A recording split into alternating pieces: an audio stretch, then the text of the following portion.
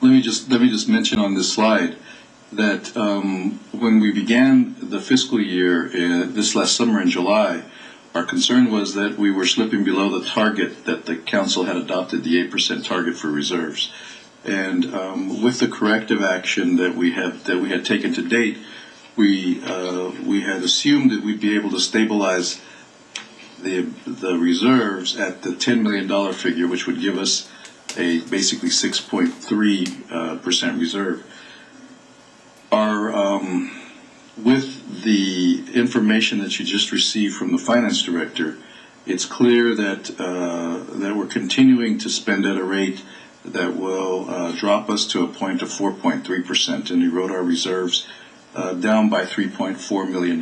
So our immediate target, our immediate goal that all of the that I spoke with basically all the executives and all the unions with in the last few days is to stop that expenditure, to hit all our discretionary expenditures of money, to stop those. And there's a number of categories that we have that are directly personnel related that we can control, and basically to keep the objective that I outlined to you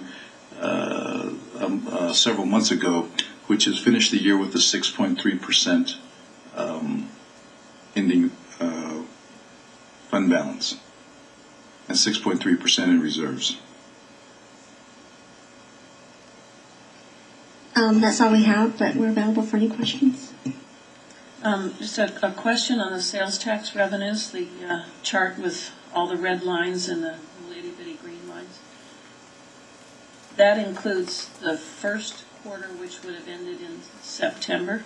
It's approximately July through September. When will you receive the sales tax information for the second quarter? About the third week in March, which is part of the challenge of these projections, is the data does not come in very timely manner. Mayor, this is one of the issues that we are wrestling with in California. Part of the state's strategy for one of their stated strategies for attempting to deal with their own issues is by deliberately holding on to revenues that should be passed through to the cities and counties. So it is taking an inordinately long time. They get to hold that money and earn the interest on that and put it to use during the time between the time that they collect it and actually deliver it to us.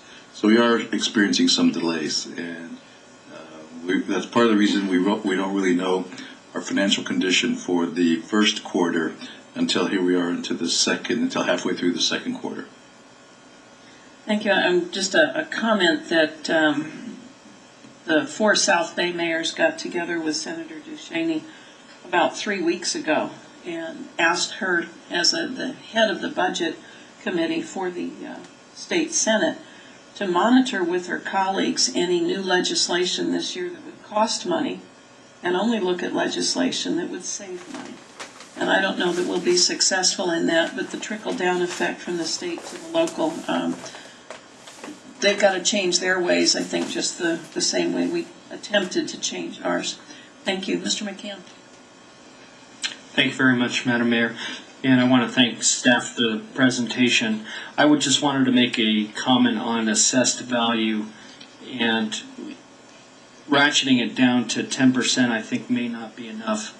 The reason why your assessed value goes up is for 2 reasons. One, you add additional properties that then are put on your tax roll and create additional revenues, or you have appreciating prices for homes and land values.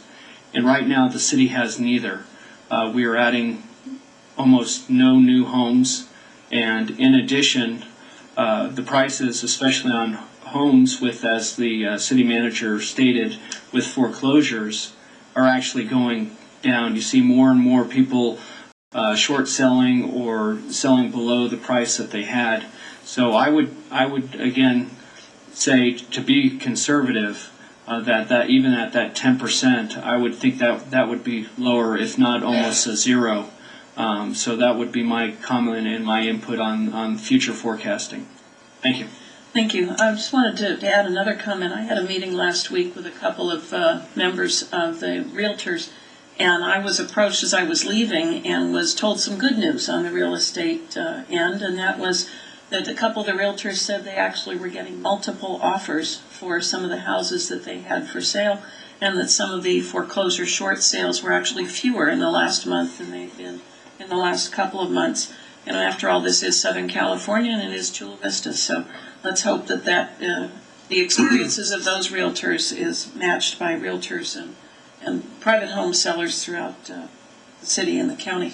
Mr. Rennan.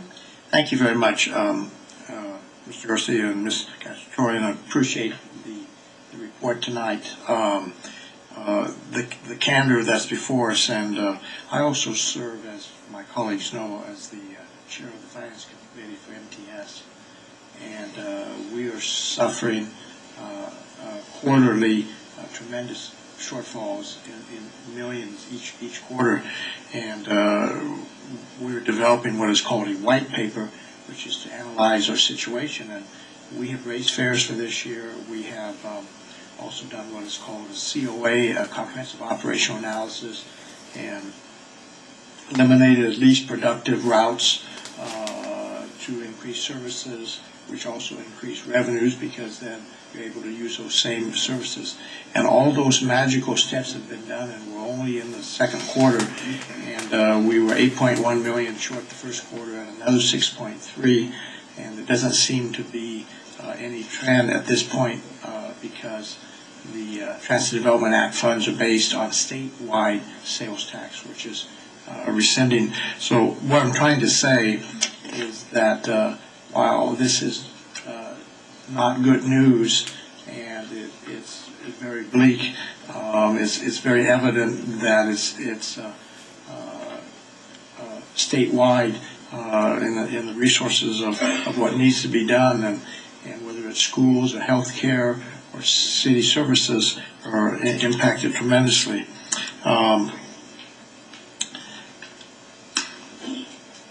I would think it would also be very prudent at this point, because there's been briefings that you provided each member of this council, and also memos to staff of a number of steps, Mr. Garcia, that you are directing to be done, and I think that needs to be shared with the public so that they realize the extent that is being implemented to try to hone down the shortfalls. And would you take a little bit of time to share some of those steps as well, which is not here, but I think it does reflect of what's being done. And I know each council member has had an individual briefing with staff on these steps, but I think it's important for the public to be aware of what's occurring.